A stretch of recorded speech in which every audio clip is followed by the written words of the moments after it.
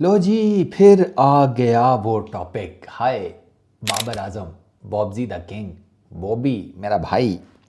बॉबी भाई ने पेशावर ज़ल्मी के कप्तान हैं। अभी जो रीसेंट मैच वो हारे हैं कोयटा ग्लैडिएटर्स के अगेंस्ट। अल्लाह माफ़ी दे, बंदा क्या बात करे, क्या वो मैच हारे हैं। पता नहीं क्या किया है उस मैच में, मुझे तो ये नहीं समझ में आई। खैर, उस मैच के बाद ना बॉबी भाई ने ये कहा है कि यार मैं तो हर मैच में परफॉर्मेंस देना चाहता हूँ, मैं हर मैच में रन करना चाहता हूँ, मेरे फैंस भी चाहते हैं मैं हर मैच में रन करूँ, लेकिन ये हो नहीं पा रहा। तो जिस तरह मेरे फैंस परेशान हो जाते हैं, मायूस हो जाते हैं, मैं भी हो जाता हूँ, मैं भी इंसान ही हूँ। अपनी तरफ से तो सोच के आती हैं कि हर मैच में जैसे कहते हैं पिच उखाड़ देंगे, लेकिन अब क्या करें, आगे आमिर जैसा बॉलर आ जाता है, एक दिन आउट स्विंगर पे आउट कर देता है, उससे अगली दफ़ा में आकर इन स्विंगर पे एलबीडब्ल्यू कर देता है, वो खड़े ही नहीं होने दे रहा। ऊपर से उधर मेरे पैड के ऊपर गेंद लगती नहीं है कि अंपायर कहता बढ़ गए। तो वो बॉबी, ये तो खैर मजाक मैंने की है। बॉबी भाई का पीएसएल भी कोई इतना खास नहीं चल रहा। बड़े लोगों को उम्मीदें थी कि पाकिस्तान के अंदर हो रहा है, बैटिंग विकेट्स होंगी तो शायद बॉबी भाई का बल्ला को थोड़ा बहुत चल जाए। बॉबी भाई का बल्ला जो है ना वो कोई इतना खास चला नहीं है। मैं आपको बता देता हूँ कैसे। 6 इनिंग्स है बॉबी भाई की, ठीक है। बॉबी भाई के टोटल नंबर ऑफ रन है 117। लिस्ट में 19वें नंबर पर हैं वो टॉप स्कोरर्स की, 19th उनका ये रैंक है। 117 टोटल रन, 56 नॉट आउट। जो उनका जर्सी नंबर है वही अभी तक उनका हाईएस्ट टोटल है इंडिविजुअल इस टूर्नामेंट में। 23.40 की बैटिंग एवरेज है।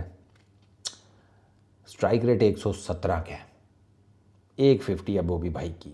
15 चौके मारे हैं, 2 छक्के मारे हैं। बॉबी भाई जो है ना वो फुल टाइम उनकी स्ट्रगल जो है ना, जैसा मैंने आपको बताया, वो जारी सारी है। अब बॉबी भाई का ये प्रॉब्लम चल रहा है कि वो, ठीक है, उनके टेक्निकल इश्यूज तो हैं ही हैं,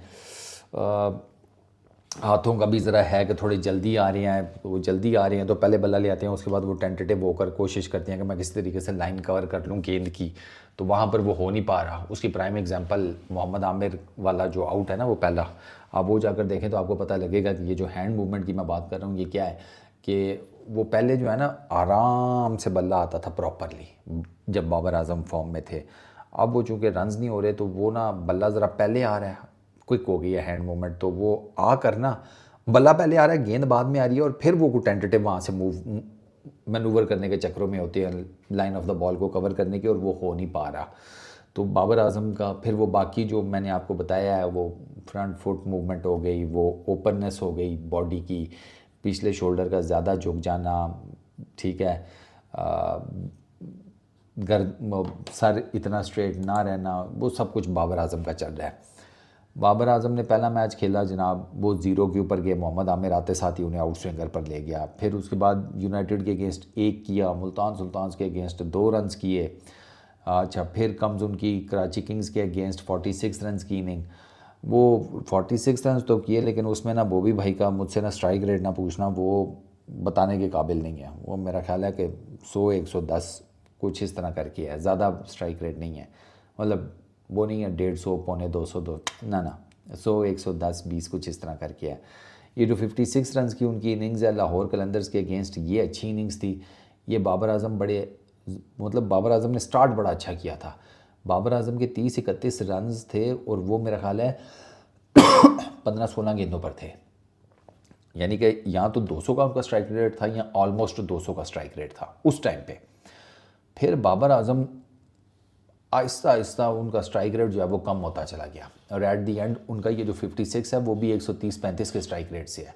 जबकि मेरे नज़दीक इस इनिंग में बाबर आजम जिस तरीके से खेल रहा था, जिस तरीके से उसने शॉट्स मारे थे, उसको कम अज़ कम ना 200 के स्ट्राइक रेट से फिनिश करना चाहिए था, उससे उसका कॉन्फिडेंस ज़रा बढ़ता, लेकिन वो नहीं हो सका। अब आप ये वाला मैच देख लें, ग्लैडिएटर्स वाला लेटेस्ट, 12 रन किए हैं। फारग फारग आमिर ले गया इन स्विंगर के ऊपर, और आमिर की तो सेलिब्रेशन भी काफ़ी ज़्यादा उस पर बात हो रही है कि यार वो सेलिब्रेशन बड़ी अजीब सी थी। सर वो लेफ़्ट आर्म पेसर है। अब लेफ़्ट आर्म पेसर्स के अगेंस्ट बाबर आजम का ना पीएसएल में पता है क्या प्रॉब्लम चल रहा है इस सीज़न में? लेफ़्ट आर्म पेसर्स के अगेंस्ट बाबर आजम के सिर्फ 8 रन है 28 बॉल्स पे। 4 मरतबा आउट हुए हैं लेफ़्ट आर्म पेसर्स के अगेंस्ट। 2 की एवरेज है, 28.6 का स्ट्राइक रेट है 2023 से ऑनवर्ड्स। लेफ़्ट आर्म पेसर्स के अगेंस्ट बाबर आजम के 146 रन्स हैं 147 बॉल्स के ऊपर, 8 मरतबा आउट हुए हैं, 18.2 की बैटिंग एवरेज है, 99.3 का स्ट्राइक रेट है। ओवरऑल बाबर आजम के लेफ़्ट आर्म पेसर्स के अगेंस्ट 759 रन्स हैं 652 बॉल्स के ऊपर, 21 मरतबा नॉट आउट 21 मरतबा आउट हुए हैं, 36.1 की बाबर आजम की बैटिंग एवरेज है, 116 का उनका स्ट्राइक रेट है। ये मैं आपको बता रहा हूँ PSL के लेफ़्ट आर्म पेसर्स के अगेंस्ट बाबर आजम का ओवरऑल रिकॉर्ड। तो बाबर आजम स्ट्रगल कर रहे हैं एंड आई रियली होप कि उनकी ये जो स्ट्रगल है ये ख़त्म हो जाए।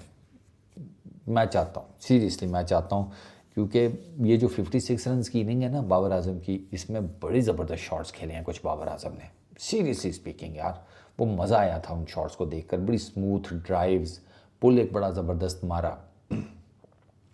एक चीज़ जो मैंने नोट किया, बाबर आजम ना, अगर फिर बात वो ये छोटा मुँह बड़ी बात, बाबर आजम के ये जितने भी मसाइल हैं, अगर बाबर आजम इनको हल करना चाहते हैं ना तो फ़र्स्ट क्लास क्रिकेट में वापस जाएं।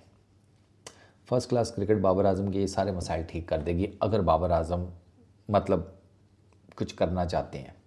बाकी अगर इंटरनेशनल क्रिकेट में रहकर वेट एंड वॉच करना है कि इधर ठीक हो जाए, तो उसमें टाइम बहुत लग जाएगा और आपको छोटी भी नहीं है। फ़र्स्ट क्लास क्रिकेट में आपको टाइम में भी थोड़ा लग जाए, लेकिन छोटी है कि आपके ये मसले हल हो जाएंगे। ये मैं बाबर आजम को बड़े गुर की बात बता रहा हूँ। फ़र्स्ट क्लास क्रिकेट में आप बहुत कुछ सीख लेंगे, फेलियर से लड़ना, ठीक है, प्रेशर से लड़ना। और बाबर आजम के लिए कौन सा फ़र्स्ट क्लास क्रिकेट कोई नहीं है, बाबर आजम ने फ़र्स्ट क्लास क्रिकेट पाकिस्तान के अंदर खेली हुई है। तो उसी फ़र्स्ट क्लास क्रिकेट में वापस जाने की मैं बात कर रहा हूँ। अगर बाबर आजम बाबर आजम के यार 100 मैचेस हैं फ़र्स्ट क्लास क्रिकेट में। बाबर आजम के लिए फ़र्स्ट क्लास क्रिकेट नहीं थोड़ी है, 6-7 हज़ार रन हैं यार, बड़ी बात होती है। बैटिंग एवरेज भी ठीक है, तो मेरे ख्याल में बाबर आजम को जाना चाहिए फ़र्स्ट क्लास क्रिकेट में। रेड बॉल क्रिकेट जितना फेस करेंगे, नेट्स हो गए, मैचेस हो गए, तो ये जो प्रॉब्लम है ना टेक्निक की, बैटिंग की, ये सारा कुछ, ये आहिस्ता आहिस्ता बाबर आजम उसको ओवरकम वहाँ पर कर सकते हैं। इंटरनेशनल क्रिकेट बहुत रुथलेस है यार, उसमें नहीं मौका मिलेगा। ये PSL में देख लो यार, अगले टिकने ही नहीं दे रहे बाबर आजम को। 6 इनिंग्स में बाबर आजम की सिर्फ एक 50 है यार, सिर्फ एक 50, वो भी कोई बहुत आउटस्टैंडिंग स्ट्राइक रेट के साथ नहीं है।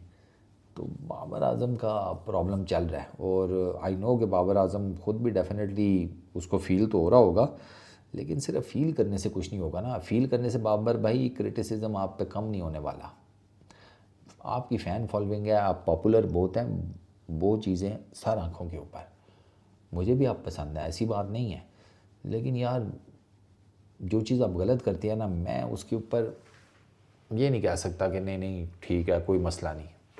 जो गलत है वो गलत है, आपको पता ही है मेरा, मैं तो साफ बात करता हूँ। तो बराए मेहरबानी अगर आपने अपने आप को ठीक करना है ना, फ़र्स्ट क्लास क्रिकेट खेलनी शुरू कर दें। जब इंटरनेशनल कमिटमेंट नहीं है, जाएं फ़र्स्ट क्लास क्रिकेट में, लंबे लंबे स्पेल्स खेलें।